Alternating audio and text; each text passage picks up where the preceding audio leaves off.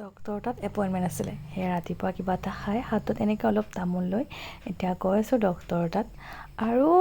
ভিডিঅ'টো আছিলে আগৰে মই এডিট কৰা এলাহতে মানে ৰৈ আছিলে আমি যোৱাৰ আগদিনাখনে মানে দিছিলে বৰষুণ আৰু এইফালে চাৰিআলিটোৰ অৱস্থা চাওকচোন পানীৰে মানে ভৰিয়ে পৰিছে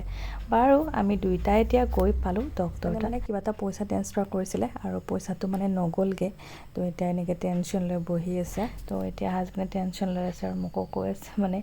যে তুমি এনেকুৱা টাইমত কিয় এইবিলাক কৰিব দিয়া দেখিছানে এতিয়া কি হ'ল বাৰু এইবিলাকতো চলিয়ে থাকিব বাৰু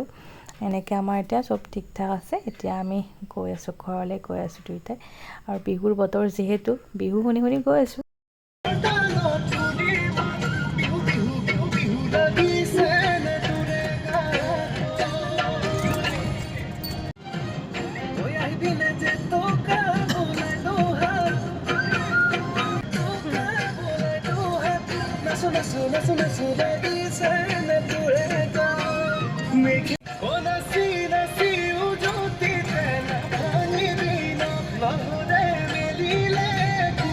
মোৰ দুটামান কিবা বস্তু লগা আছিলে সেই সোমালোঁ কচমেটিক দোকানত আৰু সোমাই দেখিলোঁ যে অসমীয়া কিবা কিবি এনেকুৱা ইমান ধুনীয়া ধুনীয়া গহনাবিলাক আছে আৰু মোৰ মানে দেখি সঁচাকৈ বিৰাট বেছি ভাল লাগিলে আৰু মই এটা ছেট লৈ ল'লোঁ ইয়াৰ পৰা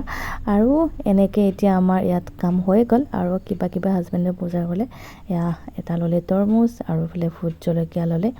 আৰু এতিয়া আমাৰ বজাৰ সকলে আৰু ঘৰত আছে আলহীও আছে আলহী মানে বাহঁত আহিছে